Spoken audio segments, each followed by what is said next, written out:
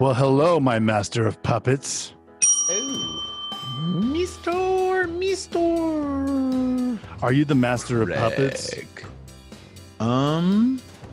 Maybe, but you know who might be. Ooh, who? Who? It's Javier, the harvester of sorrow. Oh, that's scary. It's about agency redemption and nothing else matters. I didn't know whether you're going to go up or down. Well, let's pull the puppet strings, Master Puppet, Mr. Dun, dun, dun, dun. Puppet Craig. Dun, dun, dun, dun. Buckle up. It's the Insurance Dudes Podcast. Hey, Craig, this year I got some crazy growth goals for my agency, and actually I've been talking to a few other agents. They got some crazy growth goals. So can you tell me a little bit about what you're doing that's just crushing it in your agency right now? Yeah, well, we're doing a lot of internet data leads through a company called EverQuote, and they're actually one of our sponsors. Ooh. Yeah. So can you tell me a little bit about that? Yeah, part of the Accelerated Growth Program, which includes having your own consultant that's going to go over your results, and it's positioned to make those leads cost less so that you have lower acquisition costs. It makes it totally doable. Awesome. And so what has been your favorite parts about it so far? I like the visibility into the results, and being able to compare what the numbers that they get on their side with the numbers that I get on my side, and seeing that they mesh up. So we know that the data is correct, and that we're actually in a cost per policy or cost per sale that makes sense. Right. Yeah, Cool. They make it real easy to track. And you know what? Guess what? They gave us a deal to offer to all of the insurance dudes and dudettes out there. Oh, I got to know about this. Yeah, all you need to do is go to go.everquote.com/insurance dudes. That's go.everquote.com/insurance dudes. And they give all the insurance dudes out there a killer price on this. So I'm signing up. I'm so hungry. Here we go. I just ate a ton. Oh, you can message people now in here. That's pretty cool. Let's go. Well, ain't that the cat's pajamas? It is the cat's pajamas. You know who else is the cat's pajamas?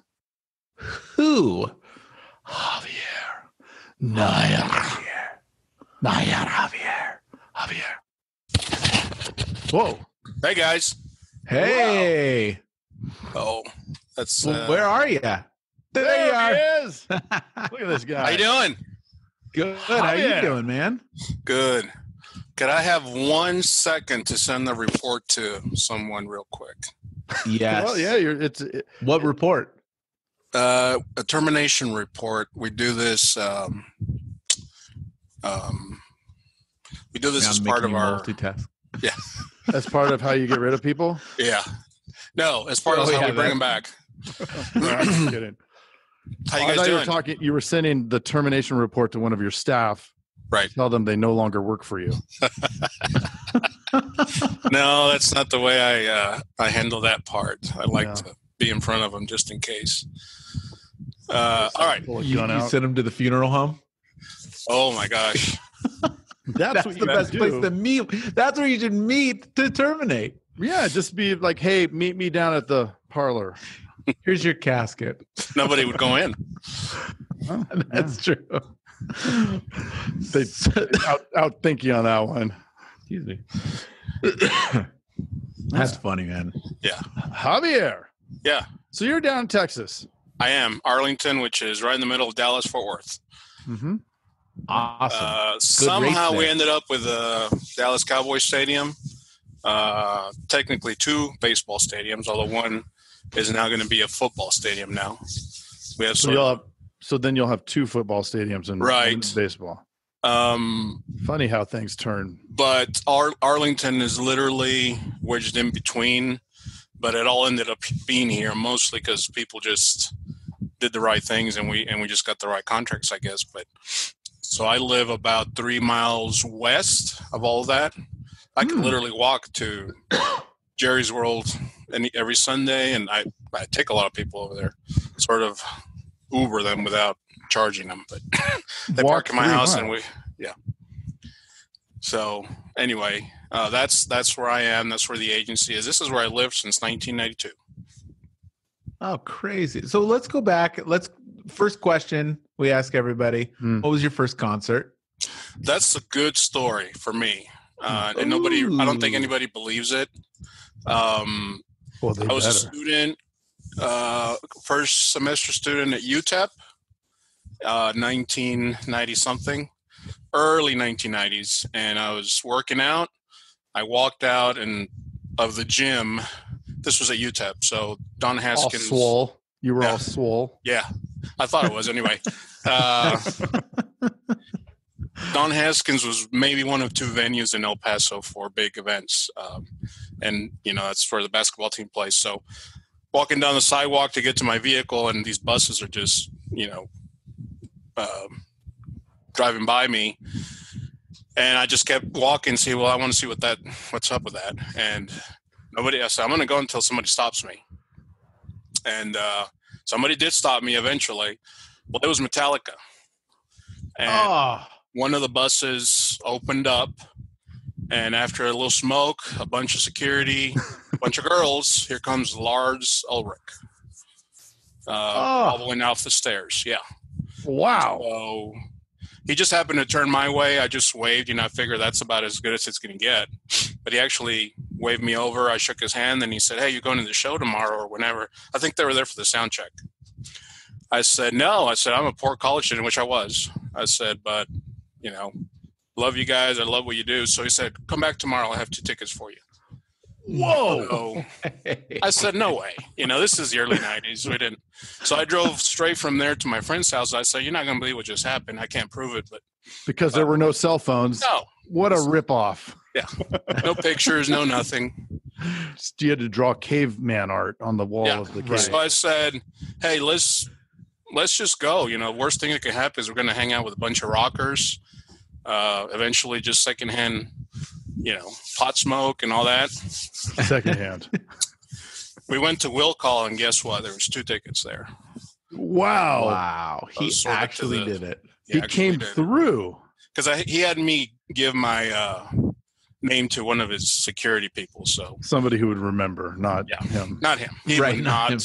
And 5 minutes after we met, he was, Was there a handwritten note from Lars that said, "Love you, Javier, love Lars," with lipstick? No, but there were 2 tickets around the stage, around, I don't know. Wow. I hear right that, up front. Yeah, I hear that, they do that. They save certain spots just for whatever. For randoms. Not poor college students, but I got 2 seats.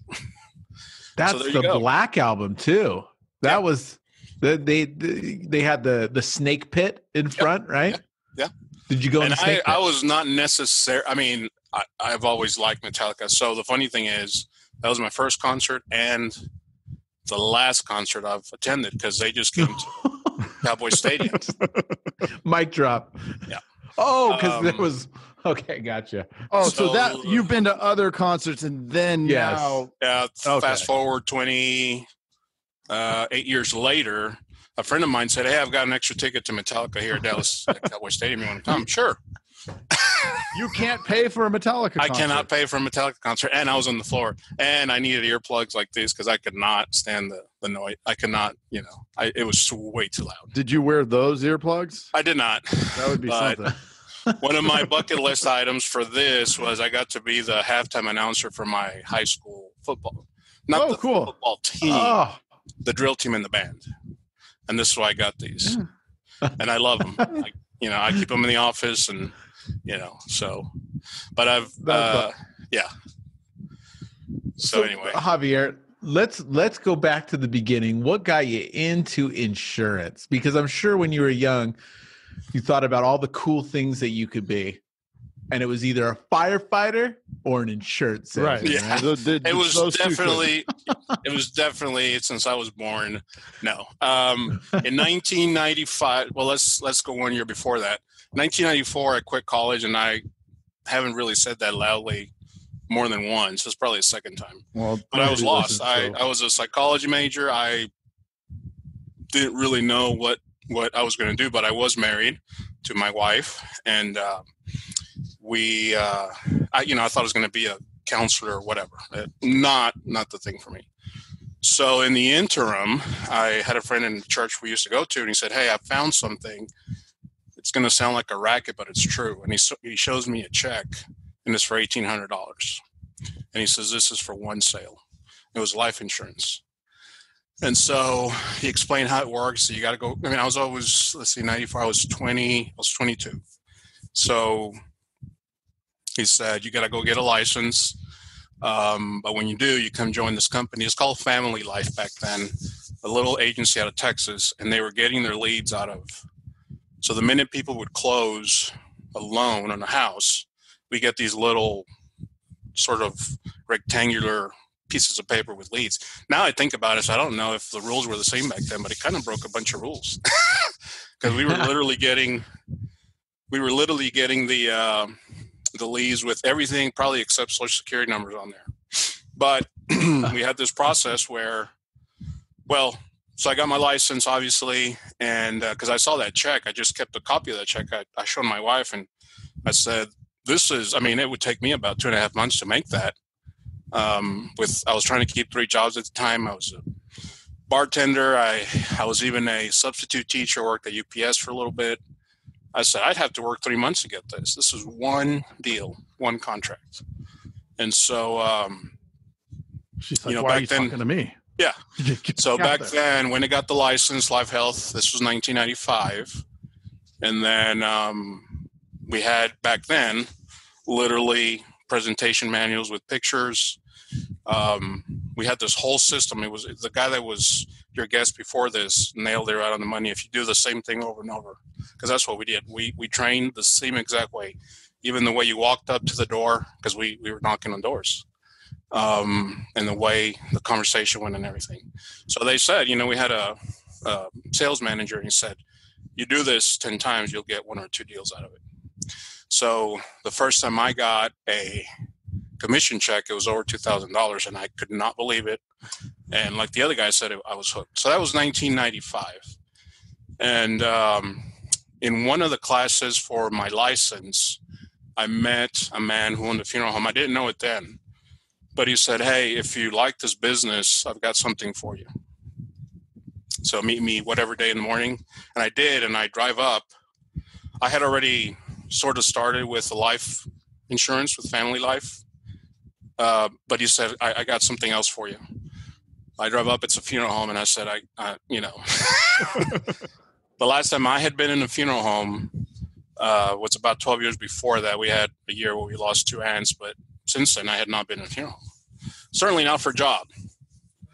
So I said I would be here. So I walked in, and every funeral home has life agents. I don't know if you guys know that. But they had death agents. Death and life agents, right?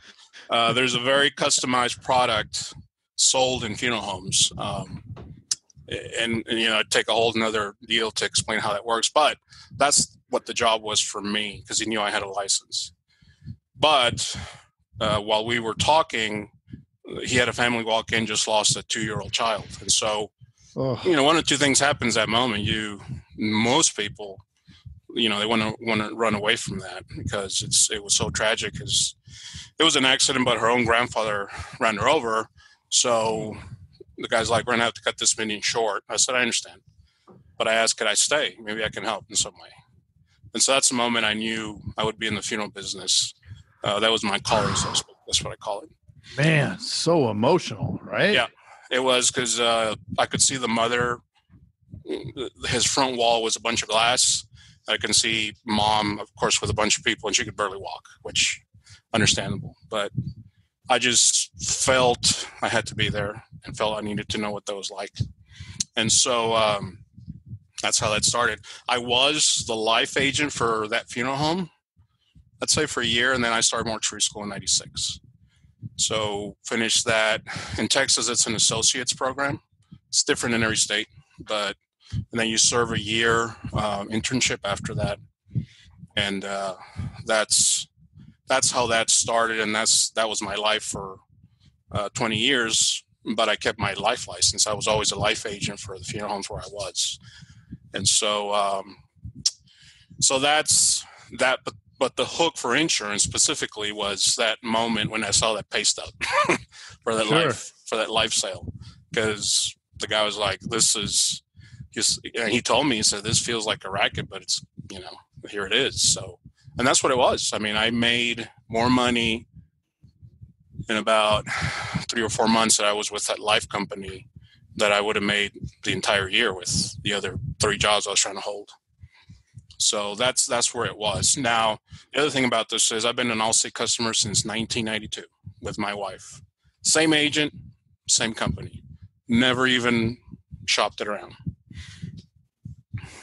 So when, I guess the moment when I decided to become an Allstate agent was probably October of 2014.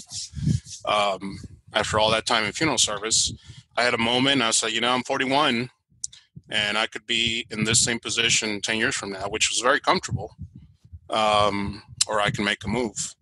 So on my birthday the next year in February, I got a letter from Allstate inviting me to look at the agency opportunity. And that was February 2015, and I was in training in July. I've always liked the insurance business, the way it works and what it can do for you. I just didn't know that's the way it was going to work out. I saw myself as a funeral home, owner at some point. I had a shot in 2009, but it didn't work out. So, So I jumped into Allstate because that's literally the only property and casualty company that I know. And my agent is one of the best in the country, certainly in Texas, Hall of Fame, Inner Circle every year, the whole thing. So I said, well, if I could do what he does, then. Is it Bill? It's not Bill. It's Jeff Hemans, if you've ever heard of him. Yeah. But I know Bill. So I know he just retired, but no, it's not Bill. But just as good as Bill. Mm-hmm. They all seem to be from that same generation. There's still a group of Texas agents that are from sort of that 25 to 30 years ago. They're all just as good. So hustled. Yeah. That's awesome. Yeah. So crazy, man. That's the story in a nutshell of how I got to be in this office. But it's the hardest thing I've ever done. That's not saying it negatively. It just is. And I'm a mortician. I have seen the worst of humanity, so to speak. Brutal. But it's just lack of understanding of what needs to be done. I really enjoy your podcast because every time I take something away, the lady that was 2 shows ago said, if you don't have the money, if you don't have the whatever, don't blame Allstate for it not working. I was like, yeah, she's right. But you also got to understand how to do it in the beginning.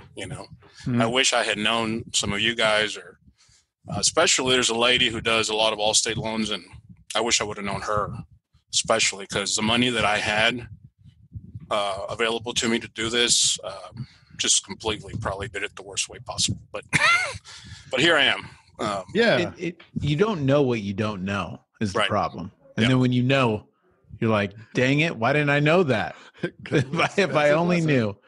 If I only knew. But so I tell everybody, how's it going? I say, well, I'm surviving. Although this year, I really feel is the year that we can take it past the just survival stage. I don't. It's too hard to just survive. It's not a job. It's not something you just do. It's got to be the greatness of it. I can go to Hawaii 3 times a year like Craig. I don't have audio. We all want to be Craig. Yeah. I've been to Hawaii once, which is the only time I've been somewhere where I said I don't want to go back to Texas. So you go on vacation, after a while, you're like, I'm ready to go back home. Not Hawaii. Can you hear us? You can hear us.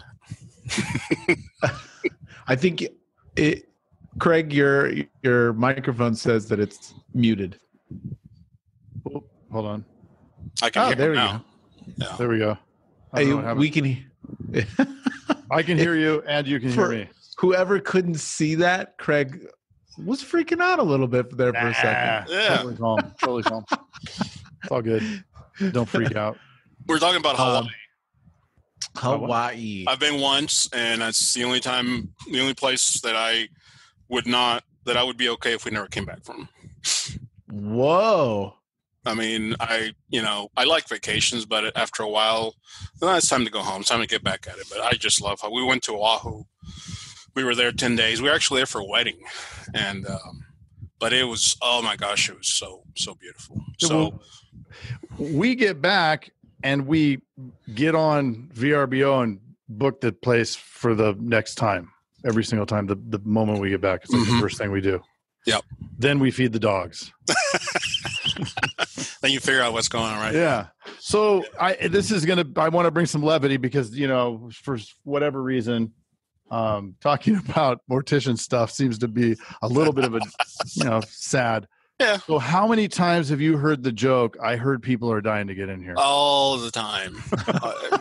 In fact, when I was at a chamber event last night, and I dressed up for you guys, well, this is actually where I'm most comfortable with my coat and tie. But when the first meet and we get into that part, boom. It happens. Is it almost it's every time? Every time. Wow. Yeah. And then it must be hardwired into our DNA. Yeah. And then we get into the stories. I heard that, people move their fingers and all these stories. And I'm like, they're all really BS. Well, they do move their fingers, though. There's nothing moves. It is, and you can ask my wife this. We always say, when I'm out in 3 a.m, because we get called for someone, it's not them I'm afraid of. It's the living around me, maybe be out drinking or just out for right. And that's who I'm worried about. Well, it's the cuckoos are out at 3 a.m. So not the deceased. There's nothing going on there except whatever I'm there to do. So, but yes, that's the way it always starts. People are dying to see you. That is so good. Yeah. So you married your wife prior to owning the funeral home, right? Yes, we got married at 19.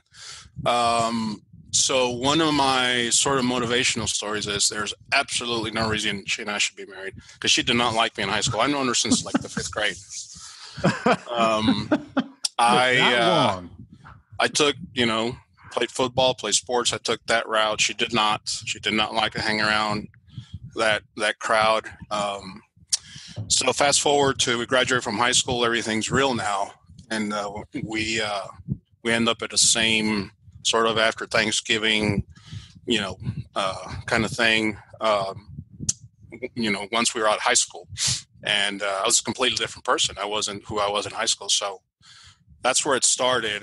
And one thing I would say, about this business, which one of your guests, the man who lives in Arizona, does insurance, mortgages, everything.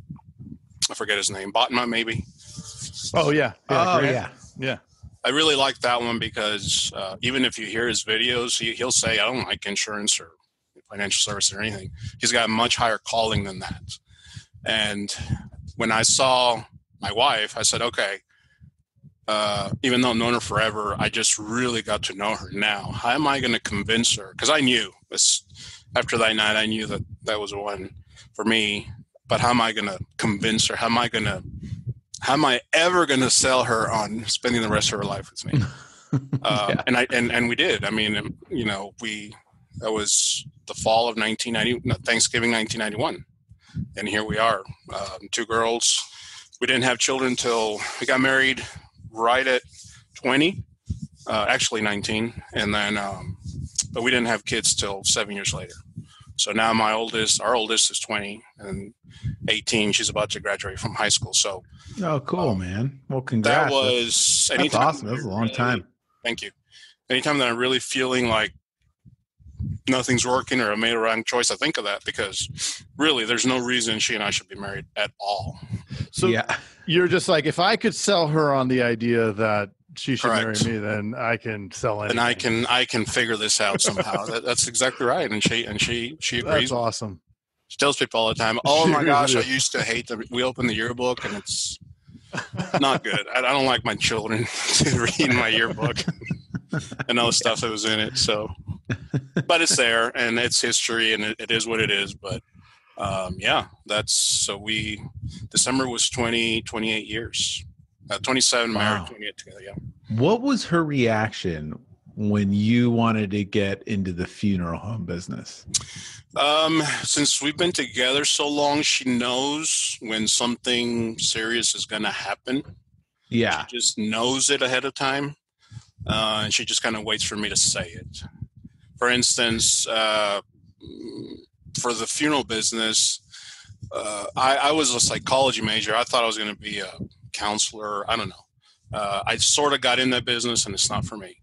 So when I told her about, basically selling insurance for funeral homes, really weird. It was just, what is that about? And I explained what it was. But then now if you talk to her, she'll tell you that from that first moment she knew because of the way I was talking about it.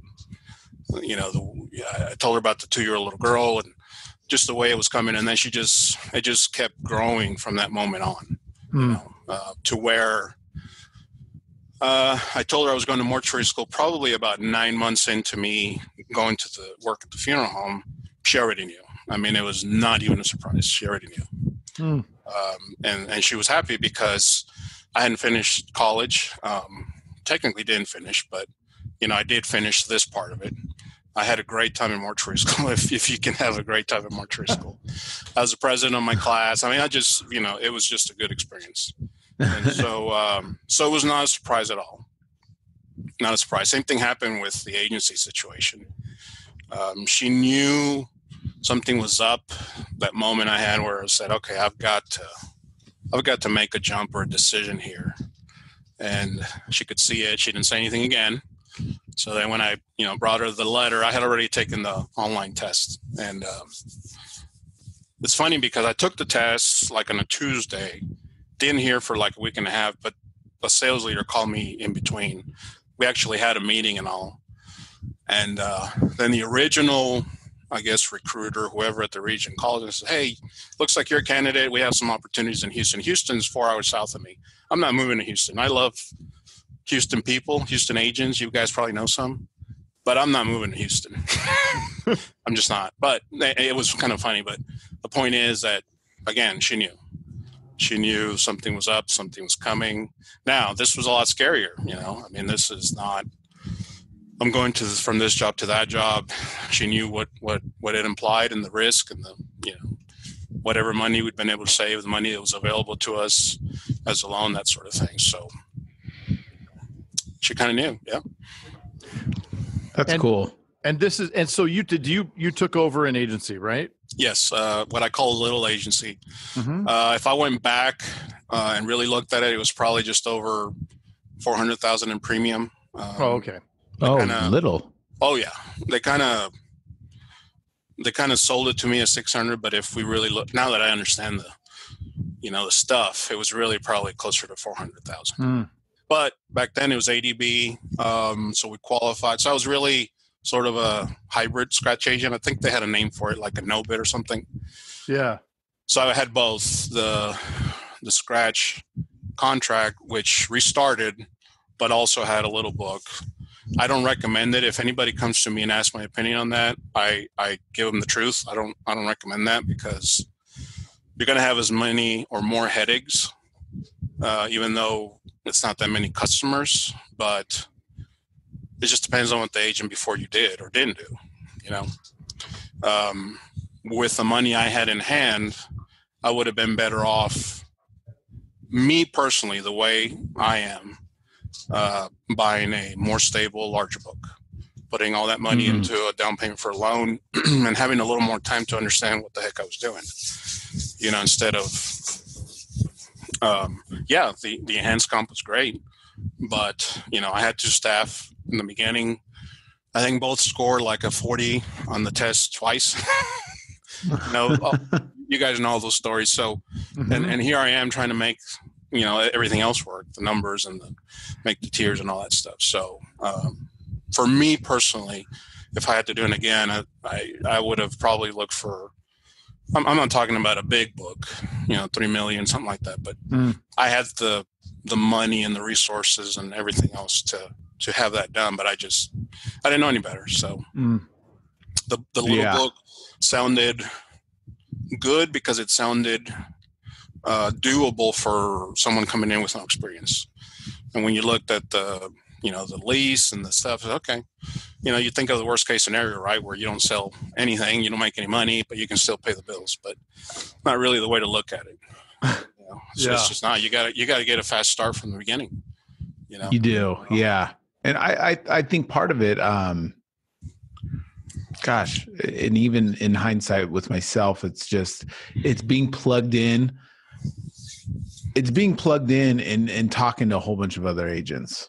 Yes. You know what I mean? Like that's what, this is what ultimately this podcast helped us do, is talk to a whole bunch of agents, and have definitely opened our eyes on a lot of stuff. And it's like, dang, well, that makes sense. And I wish I would have thought of it that way, or you know what I mean? It helps you steer the ship better. And to your point, what's great that I like about your story is that you're saying, this year is going to be different. And it's going to be different because you're doing that research. You're realizing okay, if I just make these tweaks and stuff like that, because you're learning the stuff to do that. Right. Yeah. And in 2015, so September 2015 was my start date. I knew exactly 2 agents. They're still agents, they're great agents, but that's all I knew. And at some point you get, I would call them 5 times a day, and I was but I would be embarrassed. It's I know these people have things to do, right. But I didn't know about Facebook groups. I didn't know about, podcasts. I know you guys know Justin Harkleroad. The first insurance motivational type video that I ever saw was his. He had a group where you would post your 3 goals. You guys remember that? Yeah, I remember that one. Yeah. First video I ever saw. Now, my agent looks like me. Suit, coat, office, very simple, conservative. That's why I thought all Allstate agents. You're looking at Harkleroad in a t-shirt and I turn on so when I found these groups, the first thing I opened up was one of his videos. And I've told him this story. He knows this story. That's when I looked at the video, I said, what did I get myself into? But that was a turning point, because I said, okay, I had a decision to make. I can keep being closed-minded and go this way, or I can understand that this is really something much bigger than what I thought, and understand the whole thing. That's what happened. After that, I called him a couple of times and I actually met him. Bill has a Texas event, Texas Leaders. And so he's been a speaker at that. And that's how I met him. But anyway, that was a moment for me on videos. But then, we got groups, and we formed a Texas group. I'm actually one of the moderators on there. I've had the opportunity to really pay it forward from the thousands of calls I made to, once I started meeting agents, then just the people coming in after me, and I'm happy to do it, because without you guys, actually Craig was one, when I found Agency Vault, and then I don't know if you remember, I was on with you on a call. Yeah. We had that, forecasting, stuff like that. I think my opinion is if people find you guys or other people that keep digging for stuff, they're going to find what they need, and they're going to be just fine. It's 100%. Not everything fits everybody, but when you find what works for you, that's how you keep going. I think that, you can go. I was going to say, I think you nailed it on the head, though. It's you change your mindset. It could be anybody. Could, like you see it all the time. There's a million programs or groups that you can join or whatever, right? If you're on that road, you're going to find what you need to find through any of them, really. Right. Marginally, maybe one might fit you better. Maybe it might inspire you more, but ultimately it's you.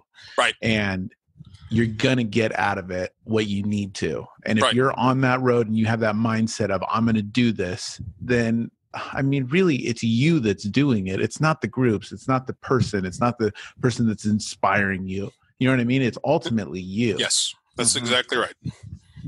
There's so many different ways to approach this. It's like I feel like I say this every single time. There's so many different ways to skin the cat. There's so many ways to be an agency owner, whether you wear a suit and a tie, or you wear T-shirts, or you have tattoos, or what. It doesn't matter, right? As long as you plug in and you get to know. And I think that, previously agents were on an island. They're the one-man band. They're stuck. They can never get their head above water and look around and see what's going on. And now with technology, we're so plugged in. I mean, we're in 3 different places geographically, looking at each other as if we're in the same room together. Right. Exactly. We've even talked about it with Meerman, right? David Meerman Scott. He said that, like, physiologically, our brain thinks that we're in the same room. Like, we have the same emotions. We're talking the same way. The only thing is we're not smelling each other, but we're right here, which might be a great thing. Which is great, especially sometimes. I took a shower, man. You do not want to come in this office, but Craig ate a burrito earlier. So always. And so, I mean, luckily the microphone only picks up right here. So, but yeah, I mean, it's amazing what you can do and how you can plug in. And I think that, if any of the people just getting into this don't realize, or they're timid, it's so important to reach out. Yes. And meet the other agents. And, the really old ones like me that are, in their 90s are happy to talk to people. And, Jason loves to talk to people. And it's just, and you, right? Like, we get together and that's why I love the events. Yeah. The events are great. The dudes event will be incredible. Yep. Yeah. And one of the things that I do, which has been tossed around by other people, it's not my idea. I will take a day, a week, and it's not the same day or anything special. And I will call somebody I don't know. It usually is an agent. And people ask me, well, how do you know who to call? I say, you know what? It just sort of happens. I see a post on Facebook, or, somebody's worried about whatever, and I have maybe something that can help. I just call them. Yeah. Just call our office, send the message, whatever the case may be. And I end up getting more out of that than I intended to give, if that makes sense. And so that's how I've met a lot of people, because but I can do that. I know a lot of people can't. My wife would never. She's never gonna. I mean, she doesn't even go to local events with me, so it would freak her out. She also doesn't own an agency. Like, if you can't do that, like, if that's, you know what I mean, you should and you can't, then it's like you probably shouldn't have an agency. Right. Like, you know what I mean? So yeah. It's like, and the guy, the guest you had before me said that, you made all this money in 8 months, but then he really found his true calling in that process. I tell people that also. I said, you start out here. Allie Donner said it when she said she's really more of a service person. She's not, and who would know it, right? She's all over the place on Facebook, and you think that she really says she's introverted. And so, in her pajamas all day. Yeah, and so it's great. You find your calling. Dream. Yeah, and that's fine. You find it. And I tell people ask me all the time, would you do it again? I said, yes, because I was super comfortable where I was, making great money, benefits, the whole thing. Never worried about my paycheck, but I also knew that too much comfort was, eventually I wake up one day and, you have nothing, literally. Mm-hmm. So you find that calling, whatever it actually ends up being, in this process, and that's sort of what happened to me. It's still a work in progress, not quite there yet, but yes, I would do it again in an instant. Even though that's awesome. We put all our money, a lot of money in this thing, and I wish I had some of it back with staff and marketing. And people talk about leads all the time. What leads are working? I think Craig said it one time. I said, and I agree with you. People ask that all the time. What leads are you guys using? I'm like, it's not the leads. It's just what happens when that lead comes into you. What process does it go through? So I know a guy that built his business on aged leads. How old are those? How many people have called those people? Yeah, nobody recently. Yeah, so that's the beauty. You believe in what you're doing, as far as that process, and guess what? It's going to work. Mm-hmm. So a huge agent in Florida who does not pay commissions. You you guys probably know who he is, but when I say that to people, are like, "There's no way." I said, "It is a way," and he's an 8-figure agent that I've talked to a couple of times, and so it works for him. Can it work for everybody? Does he buy leads? I'm not sure exactly what he does for marketing. Domingo? No. Stop. No, I know who Domingo is, but no, it's not Domingo.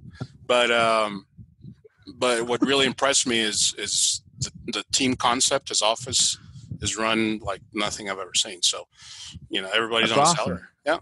Yeah. Would you? How many of us would bring a bunch of people in just on a salary? Probably none. But whatever he's doing is working really well. So yep, there's different ways to skin a cat. We just said that we were talking to somebody else and said over the and same over. thing. It's super interesting, and I don't like it when people say like, oh, I don't. But one of the worst. So I came in and I really wanted to do like internet leads. I just felt like, dude, everybody searches for stuff on the internet, right? So it's like that's where we're going. Yeah. So to me, doing a barbecue. Mm-hmm. Out in the parking lot sounds very uninteresting to me, because it's like that's not the way I would never buy insurance from somebody that's doing a barbecue or door not I don't know, whatever. I know you slam your brakes on when you see a barbecue on the side of the road and just pull in. What are you selling? Well, I got to grab a couple legs, maybe a thigh.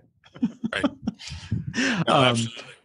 So I was telling somebody, a bigger agent that I reached out to, and they said that you can get that to start your journey and start your sales, but he's like, you can't build a business on that.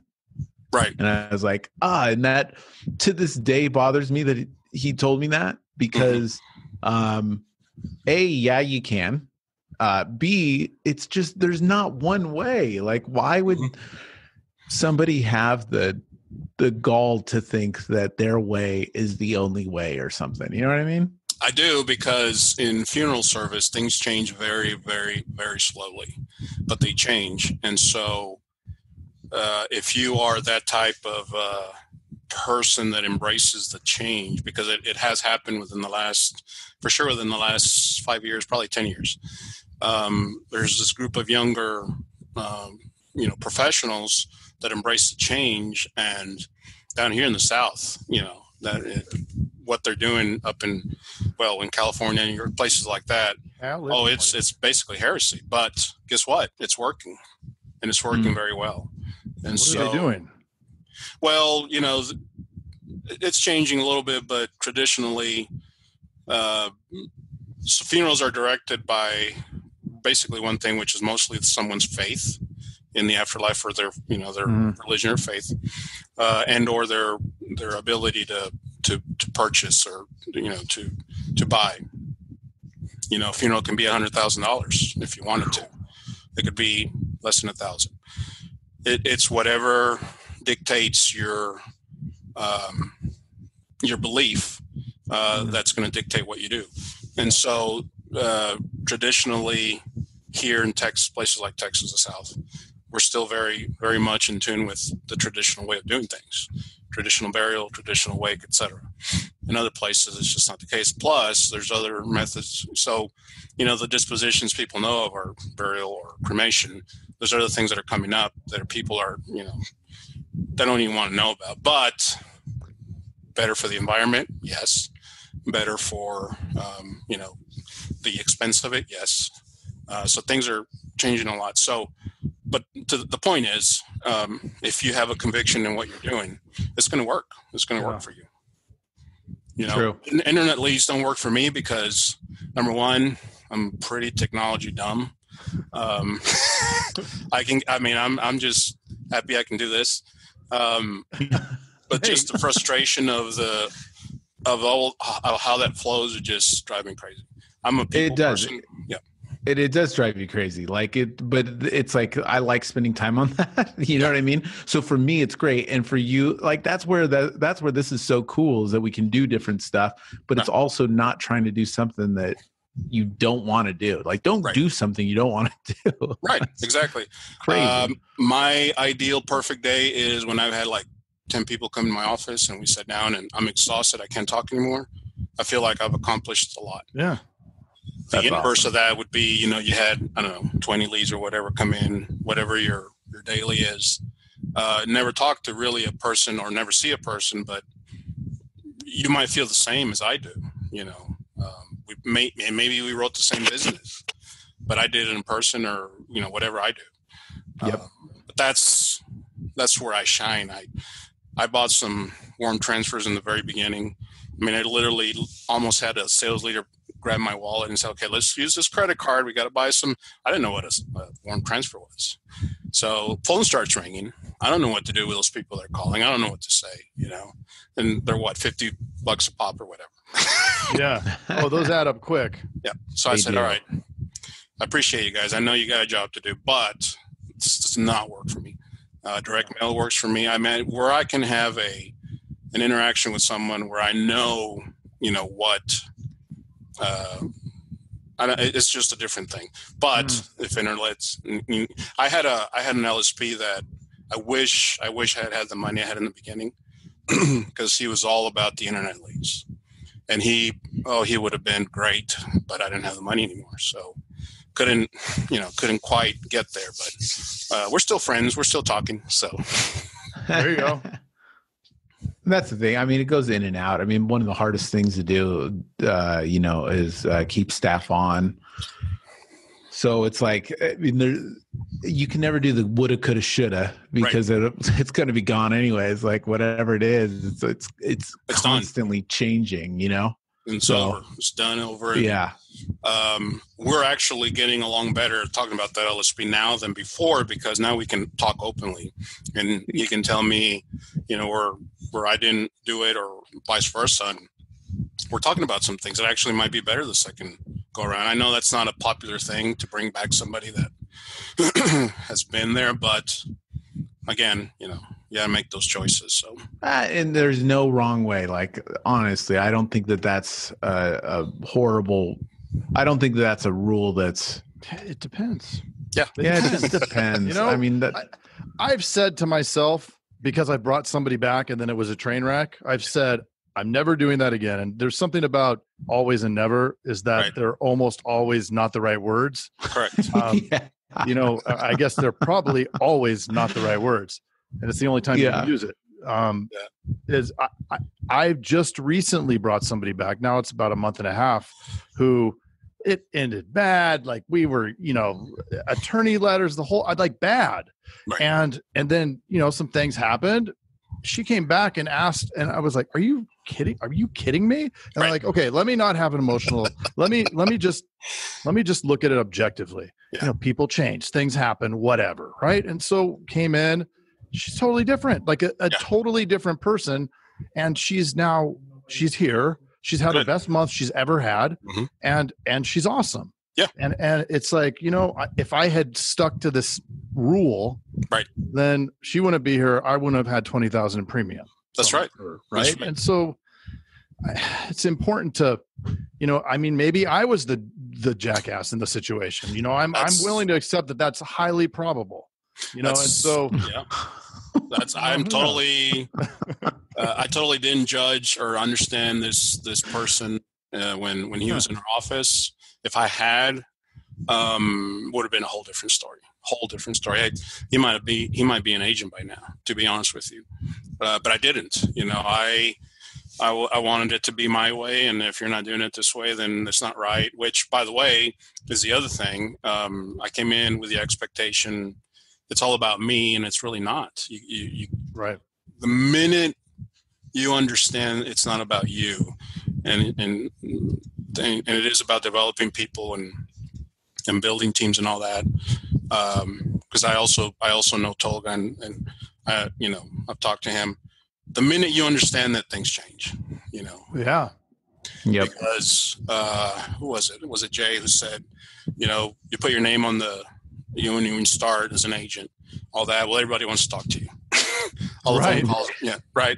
Not a good thing. not a good thing, because No. it could be just, I need my ID card, whatever. And it's not growing. You're not doing the things you need to be doing. So it took me a while, because in funeral service, it is about you a lot more. But not in this business, and you either accept it or you don't. That's one of the things that happened when I saw Justin's video. I had to sit back and I said, okay, I have to understand what I need to do. So that's what I'm doing, trying to do anyway. And how has it changed for you since that realization? Well, number one, when I came in, you have this visual of being, business owner. Your name's going to be on a door. Everything's going to be great. Serving the ego, right? Yeah, exactly. Then you get in there and you're humbled. The fire hose opens, right? Yeah. I can't tell you how many times I sat in my office with the lights off and just staring into darkness and, just wondering what the heck. And so you have to have those moments, and that's why I credit that moment watching that video, because I had to say, okay, this is what really this is about, and it's not bad. It's actually really great, but either I change or I don't. If I don't change, I wouldn't be probably here talking to you guys. If I do, even though it's going to be really hard to undo, I was 42 when I came in. It's still possible. It's still doable. And so I tell people all the time, you got to have that. And your guests that talked about the much higher calling than being insurance or mortgages or whatever, you got to have that really clear white. I saw myself as my agent. That's great. You take the good stuff from him, but what are you about? I have a friend who lives in England, and he comes to visit about once a year if he can. And he's also in the funeral business there. But when he got to the States, to Texas, he was driving from the airport to my office because he wanted to see the office. And on the way, where I'm in a different office now, but on the way from the highway, you will see no less than about 4 Allstate agencies to get to mine. Right? And they're all great agents. They're all great people. But when he got to my office, first thing he asked me was, hey, if I didn't know you and I wanted, your product, what's the difference between you and, the other 4 people down the street? The sign's the same, whatever. So what are we about? You got to make sure people understand that. You got to have that super clear. And then you got to have a plan to implement that and teach as many people as you can about it, because, especially the way it is now, I mean, it's all about growth. So if it's only me and one other person, or just me, or it's just not going to work. I mean, it's just not going to work. And that's a big problem in the funeral business, because it does stay about the person, because there are great people who do it. But if you don't pass on your skills to others, or if you don't teach them, we're only going to get older, Yeah. We're not going to be able to do what we used to do. And so, what have you built? What do you have? So that's where the big mindset shift for me has been. It took a long time, but I'm finally there. So that's what I tell people all the time. It's got to be way above, you and what you represent now. You just got to develop people constantly. Yep. You guys say hire more than you need, or that sort of thing. So what would you say the number one takeaway through this experience, and for advice that you'd give another insurance agent maybe coming into the industry, or just your number one piece of advice?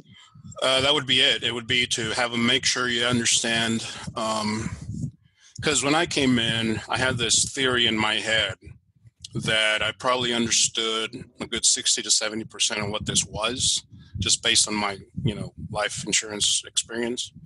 And you get in and you realize I maybe understand 10%, but all that stuff comes to you, the training, the product, the whatever. But if you don't have that clear vision of what you want to do with it, why you're here, why I left a career 20 years that was 6 figures and, benefits and all that, then you get lost in the, you'll get lost in the purpose and anything. I mean, all these groups and any little change, and we're up in arms about everything, right? Everybody. You get lost in that, and you can get so lost you're done. You won't pass the securities. You won't. You just won't. And so I tell people my number one thing is you have to have that clear vision of because you could come in this and not really like what it is. Nobody likes insurance. He's right. But if you can make it, and you make the kind of money that you can, then maybe your higher purpose is to do this other thing or build this or let it run for itself for a while, and you spend your time doing what really matters to you. If that never gets fuzzy, it's going to be just fine. That's what I see in the people who do it big or who survive. The ones who don't, they lose a vision. They're capable. They're good salespeople. They understand insurance, but they lose the vision. It's done. It's because, and I go back to my my wife, because aside from the fact that she didn't like me, we had very different upbringings, and so in the beginning there were some challenges, different faiths. Her parents were divorced early on in her life. Mine were not. So when you get together, you bring different playbooks, so to speak, for marriage, right? And so this is the same thing. If you can't, she and I always had a really, really clear focus of what we wanted, and it's kept alive. It's the same thing for this. So I thought I knew what I wanted to be in this. It's not the same now. That's okay, because I I found it. I've survived. I talked to so many people, met so many people, and I just found the way to stay on the boat, on the train. Yeah. So. Yep. Well, that's awesome, man. And I think that a lot of people, there's definitely some people out there that this is really going to resonate with. And I mean, it's not all fun and roses, you know what I mean? Like there's definitely a time where it's a grind fest. And what sounds cool about your story though, is that you're getting to that point where, you're at the end of the grind, it sounds like, you know what I mean? Yeah. We're a small agency, we're less than 2 million. I tell people all the time, if you're starting scratch, whatever it is, I talk to people like that all the time, because my hope is to make them avoid some of the things that you're not going to be able to do all of it, but hopefully they avoid a lot of the things that I screwed up in. Number one. Number two, don't lose that. Why did you get in this to begin with? There had to be a reason. You just didn't wake up one day and, and just say, well, I think I'll try this Allstate thing, see what happens. It's too complicated to just do that. Whether you were recruited or not, I answered a letter. Some people are recruited, whatever it is. There's a lot of it, a lot behind it. So that's always been my message especially with the Texas group. We have, we have about 1,200 agents in Texas. I'd say we get anywhere from 15 to 20 a month. Who knows? Some of us find the group, some don't. I decided a long time ago I wasn't going to go out looking for people for that group. I was going to let them find us, because those were the people that were going to make it anyway. That's the way I think, and hopefully that's not wrong, but that's worked out pretty well. Well, that is awesome, Javier. We kept you way longer than we said we would. And what a compelling story, and a 2-time Metallica freeloader. I mean, it's just it's remarkable. So thank you so much. And we really appreciate you coming on and telling your story. And I think that, anybody that is listening from Texas, there is a secret group that you're able to get to. Hit Javier on the Facebook. Yeah, Allstate Facebook. It's not secret. Well, it's secret, but it's not. You just got to be a Texas agent. He's not going to find you. Secret handshakes. There's some fees involved. Some of that stuff. Cut him a check for $10K and you're in, and call it a day. So thank you so much, man. I hope that you can get away a couple days without anybody telling you the joke. And we'll see you soon. I'm used to it. I really appreciate it, guys. I really enjoyed the podcast. I hope your this is a really good thing. I know you've been told that, but it really is for me. You're my ride home, my way here most of the times. Thank you. That's awesome, man. Thanks, man. I haven't met you, Jason. I don't know if I'm going to be at the Vegas event because I have a senior and graduations around the same time. I don't know if you guys are going, but yeah, for sure. We'll see. Yeah, I think I'm going to go. Yeah, it's hard. I hear you, dude. I got 4 kids. We'll be passing out Insurance Dudes merch. And by the way, man, I'm sorry about Kobe. I can't get over it. I saw, Mario Luna. You guys know Mario Luna? Mm-hmm. Independent, and he's all over the place. Okay. Yeah. Anyway, he should be your next guest. But I talked to him yesterday, and I just can't get over that. It's crazy. It's a reminder of how quickly things can change, and nobody escapes visiting you. Yeah. I saw an interview today. Someone said there's an appointment we never get to cancel or change, and he was right. I lost my own mother last year, but different situations, right? But still, I mean, guy gets in, it's a helicopter, but that's the way he got around. It doesn't matter. It could be a car. Right. He's on the way to his daughter's game with his daughter. I mean, just awful. But anyway, thanks, guys. Yeah. Appreciate it. Thank you. And we'll see you soon, man. If you are in Vegas, we'll definitely come over and say hi to the man in the bow tie. Thank you, Javier. All right. See you guys. Okay. See you, brother. All right. Have a good one. Jason, I would be remiss if I didn't bring up one of our sponsors, EverQuote. Oh, tell me a little bit about them. Well, I've been using them for a couple months, and I'll tell you that the results are delightful. It's been now a couple months, and over time, my cost per sale has dropped every single week. That is awesome. Tell me, so you're on a specific program with them? Yeah, it's called the Accelerated Growth Program. And this bad boy gets you a better deal on those leads, so way less expensive. And you get a consultant that's going to actually go over your results to make sure you're tracking properly. And so you've been doing that for the last couple of months and consulting with them? Yeah. And I see everybody complain about leads and this and that. And it's like, look, if you don't have a process to track and measure your results, then I can totally get it. You don't even know what your results are, right? And you asked them to give all the insurance dudes and dudettes out there a killer deal on this, and they came through, didn't they? They came through, and I know you're going to take advantage of it, but if they go to go.everquote.com/insurance dudes, that's go.everquote.com/insurance dudes, then guess what? What? Deal City. I'm there. Do it. Hey, you've got to check out the Insurance Dudes Inner Circle coming soon, where you get extended interviews as well as live coffee talks in our private Facebook group. Join the mailing list today at theinsurancedudespodcast.com. Hey, thanks for checking out the Insurance Dudes. Hey, please subscribe. We got some really great stuff coming out.